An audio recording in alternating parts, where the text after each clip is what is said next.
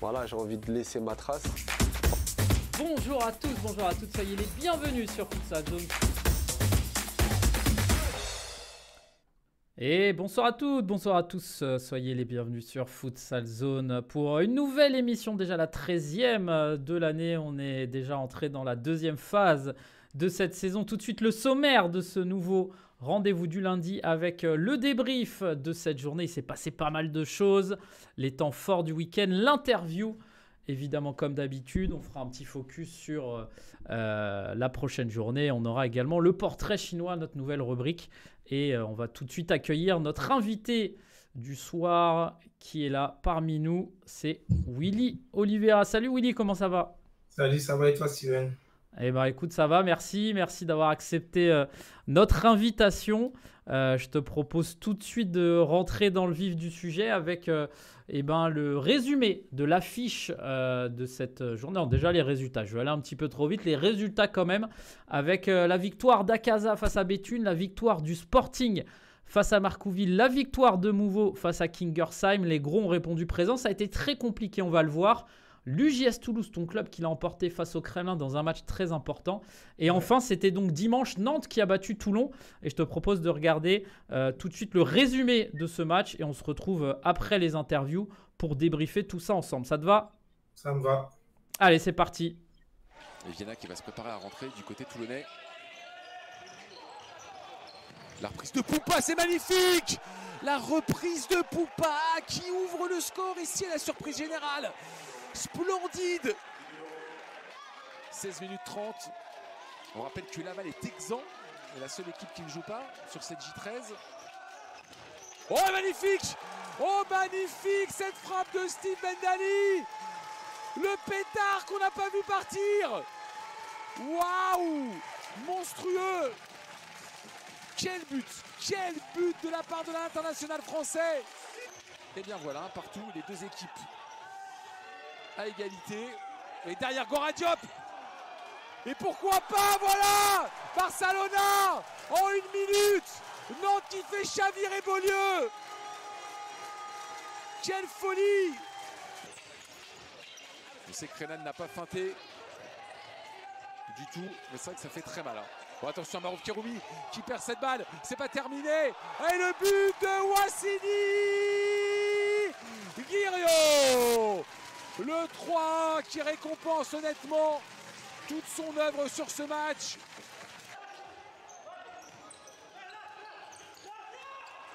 Il est moins explosif que ses partenaires, c'est normal. Oh, Steve Bendali qui va décaler pour Xavier, voilà. Ah, on demandait une main. Tout le monde s'est arrêté du côté de Toulon. Oui, en effet, sur la première mi-temps, il manquait de l'attitude. Je ne reconnaissais pas forcément mes coéquipiers, donc on a pu parler à la mi-temps, nous mettre sur le bon chemin.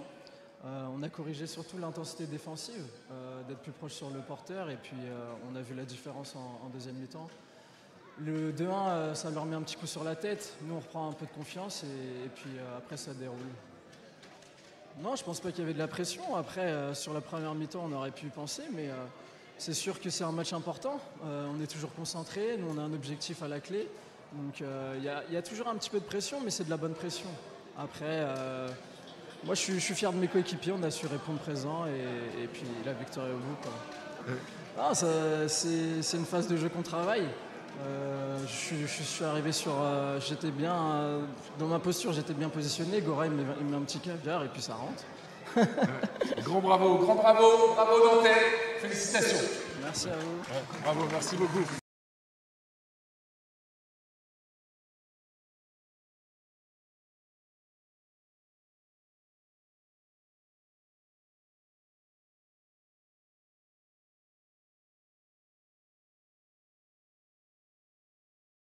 Les deux adversaires, les deux équipes qui n'ont pas joué, on va les jouer au retour. Et c'est important d'analyser aussi. Ouais, très bien.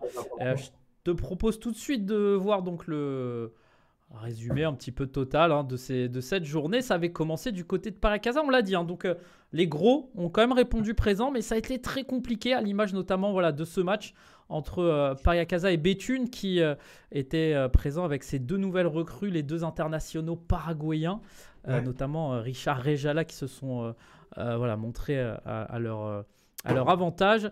Un petit peu, on en parle à chaque fois. Cette équipe de Paris-Casa, pour l'instant, elle continue hein, de maintenir son niveau, de prendre les 3 points avec quelques individualités aussi qui sont très réguliers, on va dire.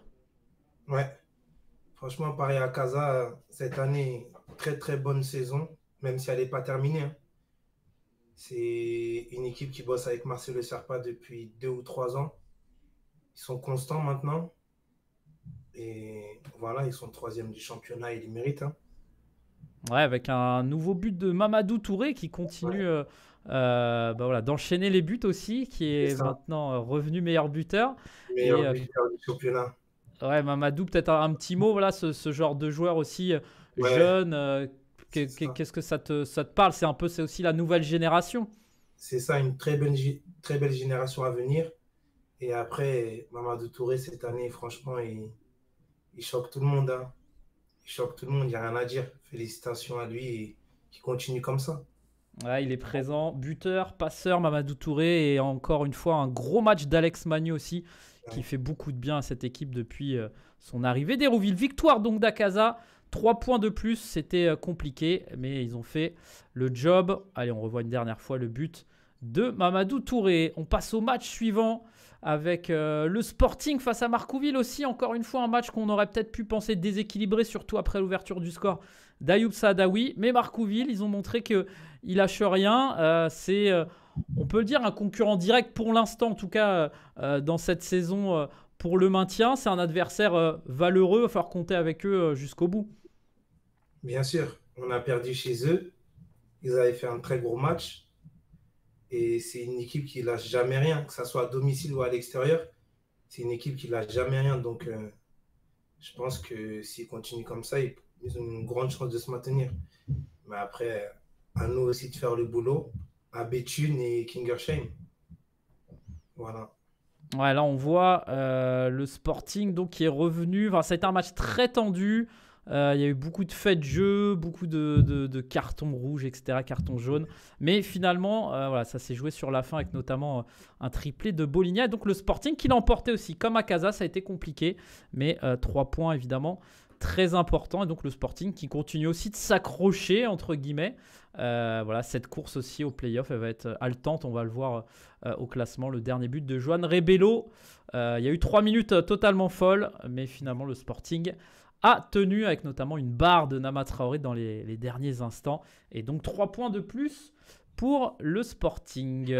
Match suivant avec Kingersheim face à Mouveau. Celui-là aussi, hein, vous avez regardé, en tout cas vous avez été tenu peut-être au courant du score. Ça a été très très chaud pour Mouveau. Mais encore une fois, victoire d'un gros. Kingersheim, tu le disais, ça va être un match aussi à venir qui va être primordial pour votre équipe. Franchement, Kingersheim, chez eux, ils sont très très compliqués à jouer. De toute façon, depuis le début de saison, toutes les équipes qui ont joué là-bas, ils l'ont constaté. Hein. Laval, premier, ils ont gagné que 4-2 à l'aller. Là, Mouveau, ils gagnent 3-2. Marcouville qui perd là-bas. Donc, à Casa aussi, ils ont été tenus. Ils ont perdu 2-1, mais ça avait été très compliqué. Ouais, c'est très serré. Franchement, gagner à Kingersheim, c'est très très très compliqué. Hein. Ouais, donc, en tout cas, Mouveau qui... En plus, désolé, beaucoup de blessures en début de saison pour Kingersheim. Donc, saison compliquée. Donc, voilà. Ouais, on va suivre ça évidemment avec normalement le retour de Moussa Haddad. Zouir Boumaza qui a arrêté sa carrière, qui reviendra peut-être, on suivra ça. Et Mouveau en tout cas qui s'est imposé avec le cœur, le mental, parce que c'était un effectif très réduit, notamment le départ de Walex et de Pet aussi au Mercato. Donc voilà. Ouais, ça n'a pas été trop annoncé sur les réseaux sociaux, mais en effet, ces 2 joueurs ont quitté le club. Donc voilà, Mouveau qui s'accroche et qui remporte quand même les 3 points. C'est important, donc bien joué à eux. Et on va passer au dernier match. C'était le plus important pour toi, pour vous. Avec tout de suite, tu as mis l'équipe sur les bons rails. Ouverture du score de Willy Oliveira, raconte-nous ce but. Bah, un petit pressing sur le gardien qui essaie de dégager. Et bah, je fais un retour défensif. Je coupe la ligne de passe, je récupère. Dans la foulée, je mets une pointe du droit. Le gardien, il arrête, je frappe du gauche. Et je vois le score. Hein. Bah, les détails sont parfaits. Tu pourrais être un bon consultant là. Voilà, c'était génial. En tout cas, ouais, ouverture du score. Comment ça s'est déroulé un petit peu ce match? J'ai pas pu le commenter. J'ai suivi un petit peu sur la fin, mais cette équipe du KB, voilà, on a l'impression en tout cas que vous avez quand même réussi à peu près dominer, maîtriser quand même globalement cette rencontre. C'était le cas ou ça a été un peu plus difficile? Non, on a plutôt bien maîtrisé le match. À chaque fois qu'on montait à 10 mètres, à 20 mètres, comme le coach nous l'a demandé, bah, on pressait au bon moment. On les a mis en difficulté. Et on a su concrétiser les occasions. Et voilà. Hein. Ouais, on voit les dernières minutes avec le coup franc de 10 mètres d'Yunus Hassen. On voit ton but. J'ai une petite question, c'est marrant, en préparant l'émission, je me demandais, quand on est joueur, alors toi tu vas me répondre personnellement, mais peut-être même l'équipe, tu préfères jouer où? Parce que c'est vrai que cette équipe de l'UJS Toulouse évolue un petit peu dans deux gymnases différents. Il y a le Palais des Sports qui est très beau, voilà, où ça doit être très sympa d'y jouer. Mais on sent que ce gymnase, il y a aussi une âme avec un public très proche. Tu préfères quoi, toi, par exemple, personnellement? Non, je préfère jouer où je m'entraîne, c'est logique, tu vois. Ouais. Et on s'entraîne 4 fois par semaine à la Far West. Et même, c'est chez nous, on a nos repères. On sait comment jouer, on sait qu'on est meilleur à domicile. C'est plus petit, il y a plus d'ambiance. Le public qui nous pousse, merci à eux parce que samedi, franchement, ils étaient extraordinaires. Et ouais, jouer à la maison, c'est toujours mieux. Hein. Ouais, donc voilà, victoire de l'UJS, doublé de Mathieu Hamad, qu'on avait reçu il y a quelques semaines aussi. De toute façon, comme toujours, n'hésitez pas à aller sur l'application qui a été un petit peu modifiée, voilà, pour encore plus de confort. Tous les buts sont disponibles, évidemment, tous les résumés aussi. Donc voilà, allez voir ça. Younes Hassen, voilà, allez, pour lui faire plaisir, la petite lucarne. Voilà, ça fait donc victoire de l'UJS Toulouse. On va voir du coup ce que ça donne au classement. C'est important. Alors Laval était exempt. Nantes qui fait une bonne opération, en tout cas qui continue voilà, d'engranger des points. Tout comme Akaza et le Sporting, on l'a dit. Mouveau également. Tout le monde avait un petit peu de pression. Et dans le bas aussi du classement, pour vous, l'UJS Toulouse, on voit que ces 3 points, ils sont primordiaux. Et ils vous mettent voilà, un petit matelas de sécurité à la 8e place. Déjà, j'imagine c'était important voilà, de gagner ces 3 points. Vous l'avez préparé, vous en avez parlé aussi avec le coach, les joueurs. C'était un match capital quand même. C'est ça, un match capital au maintien. On ne va pas se le cacher. On était dernier avant ce match-là et il fallait qu'on gagne à tout prix. Il n'y avait pas d'échappatoire. C'était la victoire ou rien du tout. Donc, on est allé chercher les 3 points et je félicite tous mes coéquipiers, le staff, encore une fois le public. Et victoire méritée. Ouais. Et ce classement, si on regarde de manière plus globale, en début de saison, j'imagine que c'est un petit peu décevant. Vous espériez peut-être un petit peu mieux. Comment t'expliques un petit peu cette équipe de l'UJS Toulouse où voilà, il y a beaucoup de belles individualités, vous le montrez, que ce soit toi, Younes, il y a d'autres joueurs aussi qui ont des belles stats cette saison. Bah, on sent qu'il y a beaucoup de jeunes aussi avec beaucoup de qualité. Mais voilà, un peu d'irrégularité. Comment t'expliques ça, toi, d'un point de vue de l'intérieur du groupe? Je pense qu'il nous manque un tout petit peu d'expérience parce que sur tous les matchs allés, on fait beaucoup d'erreurs et surtout on pêche à la finition. Et c'est ça qui nous coûte la 8e place aujourd'hui, je pense. Donc, plus travailler, 10 fois plus devant les buts, dans le jeu aussi, et faire beaucoup moins d'erreurs. Ouais, c'est ça, c'est le cocktail entre la jeunesse avec plein de bons joueurs, etc. Mais parfois aussi le manque d'expérience. C'est quelque chose qu'on a pu voir aussi un petit peu avec Marcouville, par exemple, qui fait des bons matchs. Moi, il manque toujours un petit truc à la fin. Tu penses que c'est ça un petit peu ce qui vous manque cette saison? Ouais, c'est ça qui nous manque. Mais bon, je pense qu'on est parti sur de bonnes bases là pour la deuxième partie de saison. La victoire contre le KB, ça nous a fait du bien. Donc, j'espère qu'on continuera sur cette lancée. Ouais, bon, on suivra ça évidemment. Donc l'UJS Toulouse 8e, Kingersheim qui est maintenant dernier. C'est très serré hein, entre les 4 derniers. Voilà, Toulon et Kremlin sont un petit peu dans le ventre mou, mais rien n'est encore joué. Il reste énormément de matchs et on suivra ça évidemment tout au long avec d'un côté les playoffs et la relégation. On va regarder le classement des buteurs avec, on le disait, donc Mamadou Touré qui a marqué un doublé de Conrado Sampaio. Inza Koné encore lui aussi qui marque. Mounir Gagui de retour avec un doublé. Ben Dali qui continue d'enchaîner les superbes buts. Sid Belhadj aussi. Et Willy Oliveira aussi qui fait son retour. Tu es hein, dans ce classement. Tu navigues entre le top 5, le top 10. J'imagine c'est quand même une fierté personnelle de voir ton nom avec ces autres grands joueurs. Ouais, je suis content parce que personnellement, je travaille beaucoup et je suis en confiance cette année grâce à mes coéquipiers, au staff, au coach. Donc, j'essaie de le rendre au maximum. Ouais, c'est vrai que cette notion de mental, on en parle de temps en temps, mais ça change tout pour toi quand en plus hein, quelqu'un qui marque des buts est en confiance, a le soutien aussi de ses coéquipiers. Toi, tu sens cette année que c'est vraiment différent peut-être de l'année dernière où tu avais marqué des buts, mais tu n'étais peut-être pas autant régulier, en tout cas en termes d'efficacité? Cette année, l'année dernière, il n'y a pas photo. C'est le jour et la nuit. L'année dernière, j'étais pas du tout en confiance. On n'allait pas très bien aussi. Donc, c'était un peu compliqué pour moi. Mais bon, comme tu as dit, le mental, je l'ai et je ne lâche pas. Et cette année, je suis parti sur de nouvelles bases. Et voilà le résultat. Hein. Ouais, bah en tout cas, félicitations. Marquer déjà une dizaine de buts alors qu'il reste encore beaucoup de matchs. C'est bien, ça offre peut-être aussi d'autres perspectives. On en parlait un petit peu en off. Ta meilleure saison, c'était quoi? 14-15 buts, c'est ça, avec le Toulouse Métropole?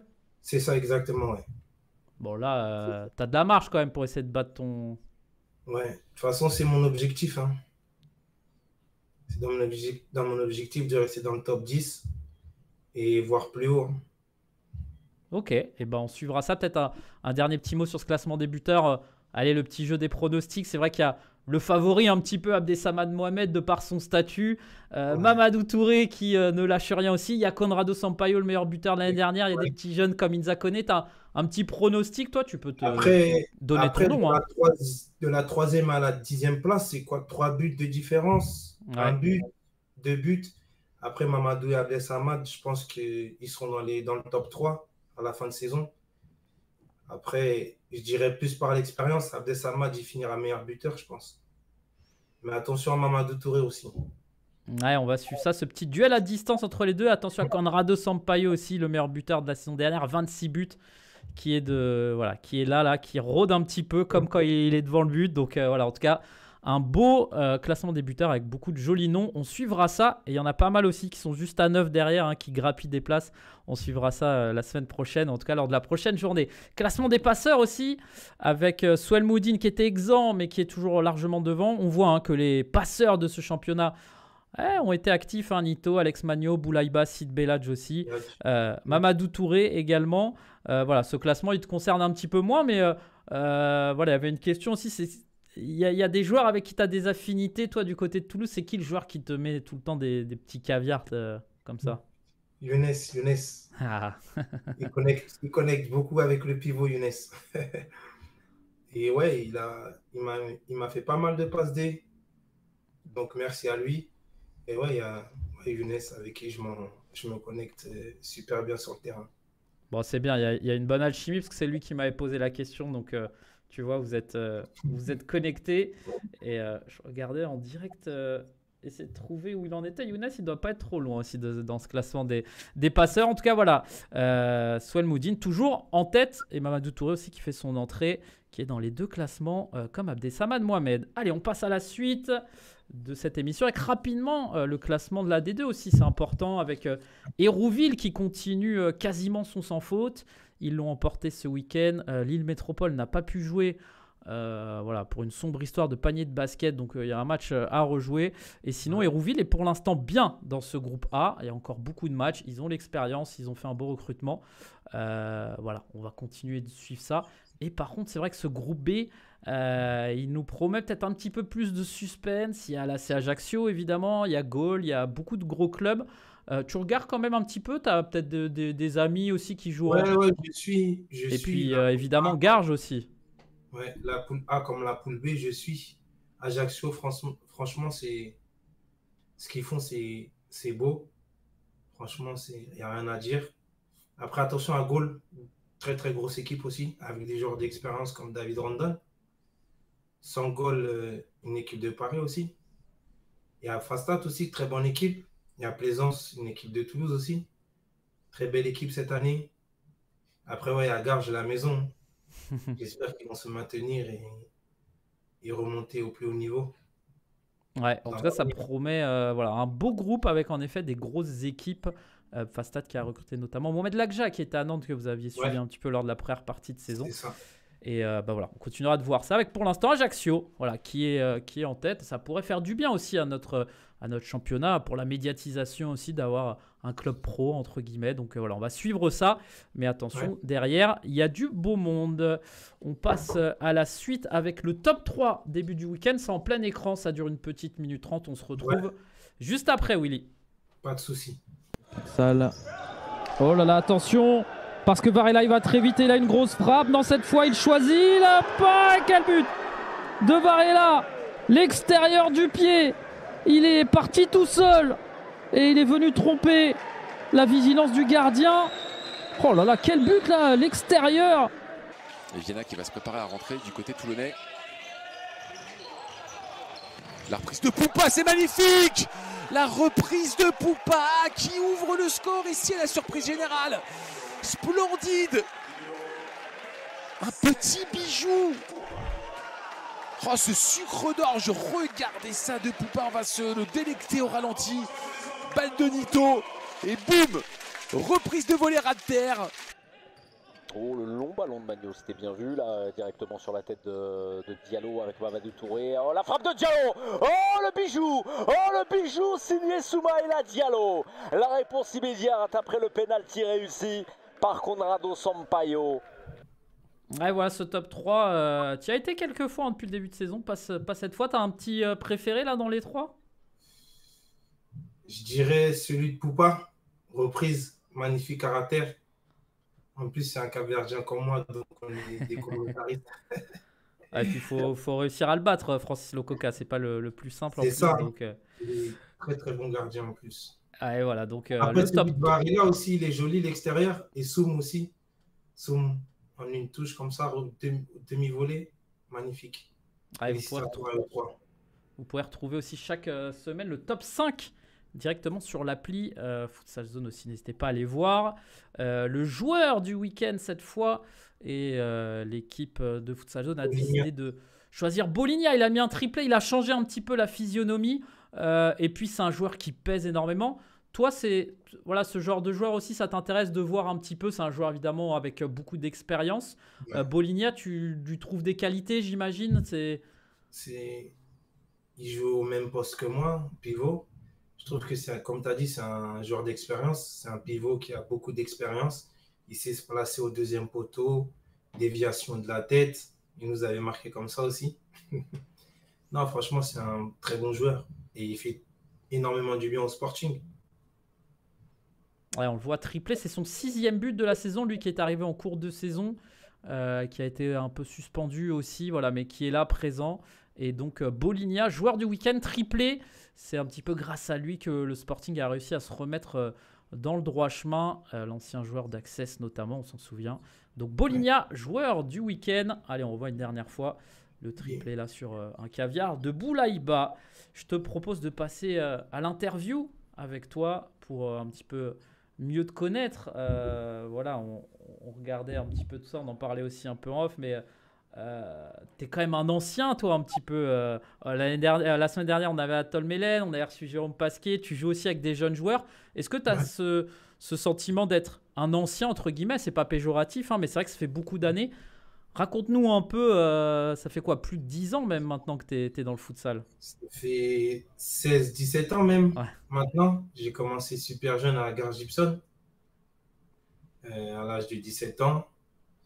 J'ai fait quasiment toute ma classe là-bas, jusqu'en 2014 où j'ai atterri à Bruyères, futsal, pendant 5 ans. Après, on est descendu en D2. On est de suite remonté en D1. On a fait une fusion avec Toulouse Métropole jusqu'à l'année dernière où on a fait une fusion avec l'UGS. Ouais, donc parcours pas classique, mais en tout cas, voilà, tu as quitté la région parisienne. C'est pas trop dur là à cette époque quand tu pars comme ça un peu, tu quittes voilà, ta ville, le quartier, le cocon pour partir à l'autre bout de la France presque. Comment ça se passe les premiers mois? Les premiers mois très très difficiles. Surtout que je suis parti à 22 ans de chez ma mère. Je vivais avec elle, avec mes frères et sœurs.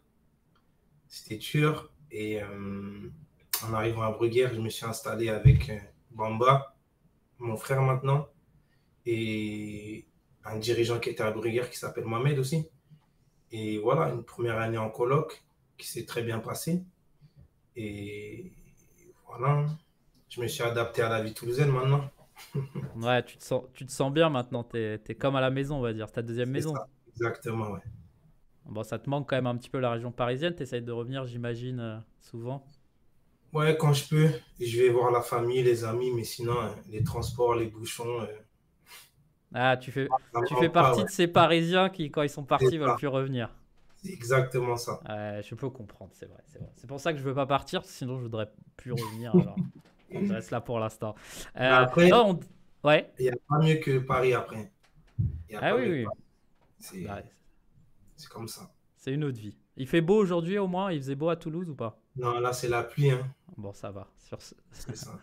Pour une fois, ça va. Non, ouais, et justement, toi, comment tu vois aussi, si tu juges, tu as ce recul nécessaire, l'évolution de l'AD1, j'imagine, enfin de l'AD1, du futsal, même de manière globale, j'imagine qu'il y a 15-16 ans, ça n'a rien à voir. C'est quoi comment tu vois les grosses différences? Qu'est-ce qui, pour toi, les différences les plus marquantes avec le futsal d'aujourd'hui?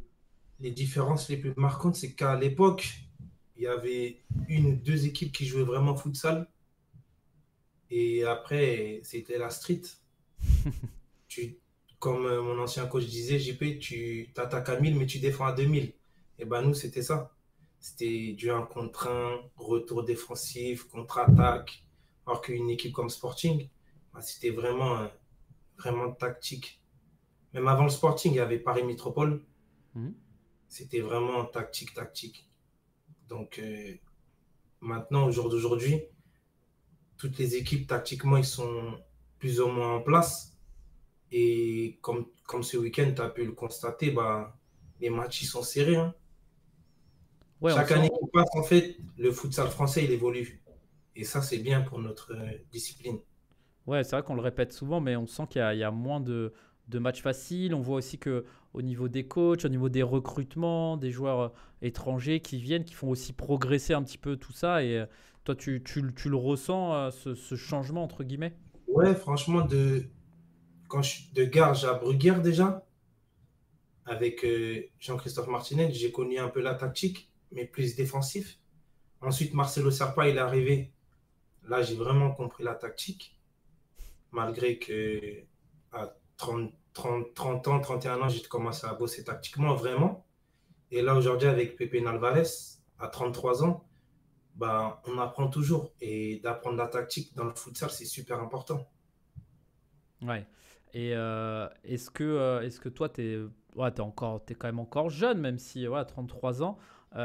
Tu vois comment un peu, tu nous parles des coachs là, j'ai l'impression avec passion aussi, Ouais. tu vois ce côté tactique, c'est des choses qui peuvent t'intéresser. Est-ce que tu as réfléchi aussi un petit peu à l'après, entre guillemets, c'est des choses qui te passent un peu pour la tête ou pour l'instant tu es focus en tant que joueur? Non, pour l'instant, je suis focus en tant que joueur. Même si, voilà, après, avec mes années d'expérience, je sais que je peux coacher quand même si je l'ai déjà fait. Mais ouais, pour l'instant, je reste focalisé sur ce que j'ai à faire avec mon équipe et en tant que joueur surtout. Ouais. Et je m'étais noté une petite question là de tes débuts. Est-ce qu'il reste encore beaucoup de joueurs? Parce que quand je regardais un petit peu les feuilles de match de l'époque, Il y a beaucoup de noms quand même qui ont disparu. Les joueurs que tu as fréquentés, j'imagine, il en reste plus beaucoup. Tu pourrais peut-être en citer quelques-uns qui ont commencé avec toi à l'époque. Qui ont commencé avec moi à l'époque, bah, il y a Abdesamad déjà. Il Ouais. était à Villanova. Il y a Samba Kebe avec qui j'ai commencé à Garges aussi. Ouais, Il est toujours là. Bah, bon rétablissement à lui, ouais. d'ailleurs. Il y a qui d'autre? Comme, bah, il y a Jonathan Cholet, Alex Tex aussi. Il y a Landry aussi qui a commencé avec moi. Après, qui je pourrais citer? Après, dans d'autres équipes. Bon, c'est déjà pas mal, là. Tu as des Ouais, c'est gros déjà pas noms. mal. Ouais. Ouais. Ouais. Ah, et Asdin, Sid. J'avais oublié Asdin, Sid. C'est Alex Pez aussi. Ouais. C'est des Soumaïla d'Akaza. Il y a Samir, le gardien aussi, d'Akaza. Voilà, hein, c'est des anciens. Ouais, c'est le club des trentenaires, on va dire, mais qui C'est ça, sont bien exactement. conservés, hein. On voit, hein, Ouais. tu nous cites des noms qui sont pour la plupart internationaux, donc l'expérience comme quoi, ça aide aussi. Est-ce que dans ta carrière qui commence à être longue quand même, tu as eu des joueurs, alors peut-être des joueurs ou des coachs, mais quelqu'un un peu qui t'a vraiment aidé, un peu un mentor, qui t'a fait progresser ou qui t'a fait réaliser certaines choses? J'imagine qu'en 17 ans, 16 ans, 17 ans, il y a eu quelques personnages qui t'ont vraiment fait évoluer ou pas du tout? Je pense que mentalement, j'étais déjà fort, mais je pense que JP, le coach de Garges, il m'a beaucoup aidé mentalement. Après, je pense que JC Martinez aussi. Mhm. Après, je dirais plus tactiquement Marcelo et Pepe Alvarez. Après, des joueurs qui m'ont... Non. Non, et est-ce que aussi il y a des joueurs qui t'ont justement impressionné encore une fois ta longue carrière, à un moment te dire waouh, là c'est vraiment peut-être le niveau du dessus ou c'est vraiment la grande classe ou voilà, on est vraiment sur du niveau peut-être international. Est-ce que tu as ressenti ça au cours de ta carrière avec certains joueurs? Ouais, à l'époque, il y avait Dédé, qui était à Ouais, Paris Métropole avec Marcelo Serpa aussi, d'ailleurs. Et après, il y avait Café qui était au Sporting, Diogo maintenant qui est en Belgique. Franchement, c'était des joueurs qui, franchement, ils m'ont choqué. Et j'ai joué aussi avec un champion du monde, Marcelo Dos Reis. Très, très, très fort, mon bon vieux. Et voilà, des joueurs contre qui j'ai joué, ouais, eux bon, ils m'ont pas mal choqué, ouais. je te souhaite d'avoir la même carrière et la même longévité que Marcelo Dos Reis, hein, parce que Ouais, ouais. c'était Comme quoi, je t'ai dit, 46, 47, non, là, sur la fin? 48, Ouais, c'était impressionnant, ouais. Et il c'est marquait grave. encore en plus, hein. Ouais, c'est mon bon vieux, lui. Et bon, en tout cas, voilà, on a fait un petit peu le tour. J'ai quelques questions des internautes aussi, ou pas de questions. Il y a ton coéquipier Michael de Sandrade qui te passe un petit coucou qui dit voilà, j'ai pas forcément de questions, mais c'était pour mettre en avant aussi sa qualité de bosseur. Tu le disais aussi, c'est vrai que c'est quelque chose qui te tient à cœur, ce devoir, ce travail. C'est important, j'imagine, aussi pour être en forme et pour faire des grosses saisons comme tu es en train de faire. Franchement, ouais, c'est comme je le dis toujours, hein, seul le travail paye. T'as beau être fort, t'as beau être un génie, mais si tu travailles pas à côté, bah, t'arriveras à rien. Donc, le travail, que le travail. Ouais, Mamadou Touré aussi qui nous posait une question. Voilà, cette victoire là justement face au KB, est-ce que ça vous relance un petit peu dans cette course au maintien? Est-ce que ça va vous permettre, peut-être pas un déclic, mais en tout cas de continuer ces bonnes performances là récentes depuis quelques journées? Je pense que ouais, la victoire face au KB va, va nous, comment dirais-je, va faire en sorte que on continue sur cette lancée. Déjà ce week-end en Coupe de France, ensuite on verra. Mais je pense que on va bien revenir. J'ai confiance en mes coéquipiers. Ouais, parce que c'est vrai que j'oubliais, mais il y a la Coupe de France aussi, hein, les 32e de finale ce week-end. Ouais. Voilà, vous avez quand même ça à travailler. Au final, vous serez exempt après la 13e journée. Ça fait quand même.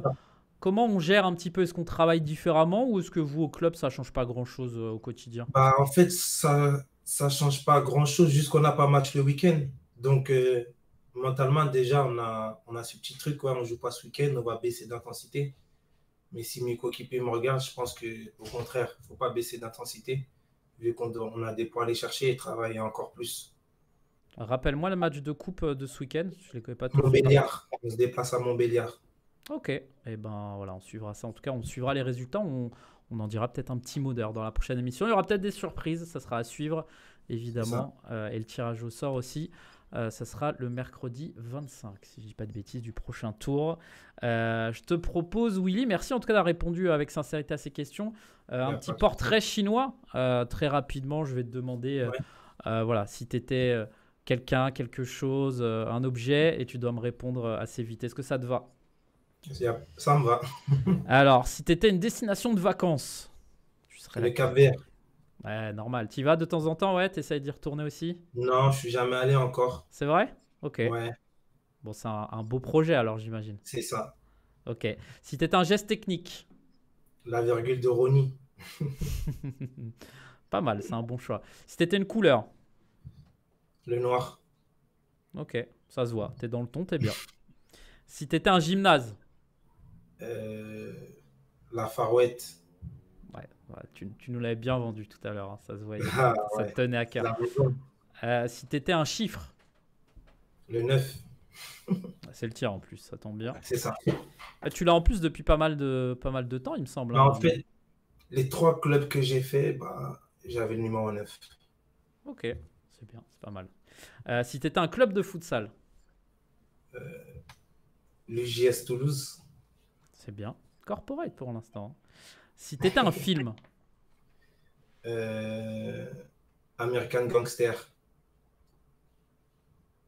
Denzel Washington. Si ah tu ok, préfères. ouais, non, mais ça y est, je vois. Ok, très bien.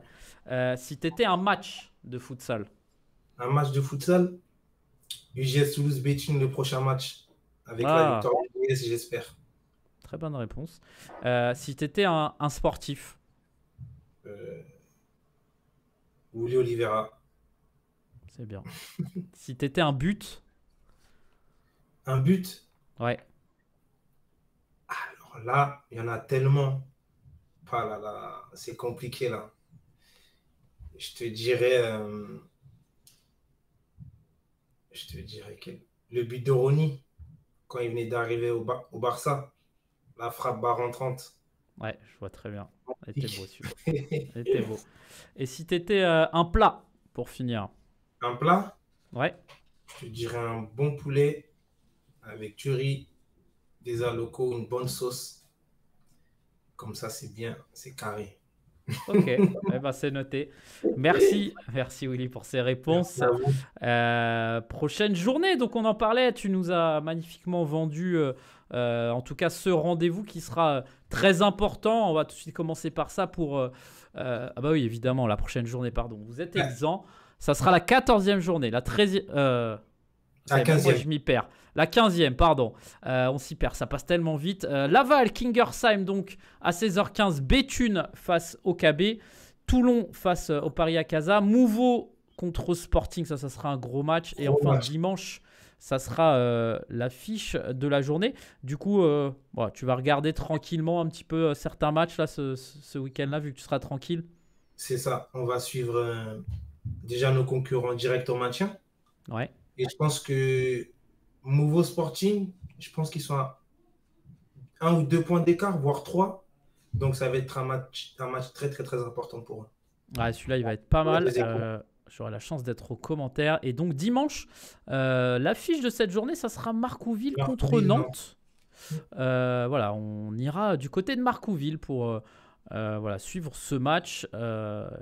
Et donc, ça promet aussi une rencontre intéressante. On voit les buts du match aller. On peut revoir peut-être une dernière fois le carton là, de la prochaine journée avec, donc, on le disait, tous ces matchs qui seront à suivre en exclusivité, en intégralité. Puis on reviendra donc le 30 janvier, l'émission en direct. On rappelle normalement donc, les matchs de coupe. Il y aura aussi à suivre alors, sur la FFF TV, peut-être sur Futsal Zone à voir, mais 4 matchs des U19 cette semaine. Les U19 avec pas mal de petits jeunes, de petites pépites aussi, donc ça sera à suivre. Et donc on reviendra ensuite avec l'AD1, donc samedi 28 janvier. Bah écoute Willy, merci beaucoup. C'était intense, mais c'était très sympa. Merci à vous pour l'invitation. Big up, continuez le taf que vous faites. Merci encore pour merci de nous aider à diffuser le futsal, à embellir notre sport. Et j'espère que le futsal sera professionnel un jour. Ouais, on l'espère. En tout cas, on est sur le bon chemin. Voilà, encore un petit peu de temps, mais c'est quand même positif. Et bah merci en tout cas. Merci Willy. On te souhaite plein de bonnes choses. Du coup, des victoires avec l'UJS Toulouse, monter au classement des buteurs aussi. Et puis voilà, faire la fête à la fin de. On va bosser dur pour. Ouais, c'est le mot d'ordre là, de cette émission. C'est le travail. Il n'y a que ça. Il n'y a que ça. Ok, bon, je vais préparer mes fiches alors pour dans 2 semaines, dès maintenant. Comme ça, tu vois, je serai carré. Allez, merci beaucoup Willy. Passe une bonne soirée et à très vite. Merci à tous de nous avoir suivis. Donc rendez-vous sur les réseaux sociaux, Futsal Zone, Facebook, Instagram, Twitter et TikTok. Maintenant, n'hésitez pas aussi à aller vous abonner. On poste plein de petits contenus sympas. Donc on continue de travailler, de vous proposer plein de bonnes choses. Merci beaucoup Willy encore. Bonne soirée à toi. Et merci et à très vite. Salut Willy. Ciao, ciao. Bonne soirée à tous. Bonne soirée.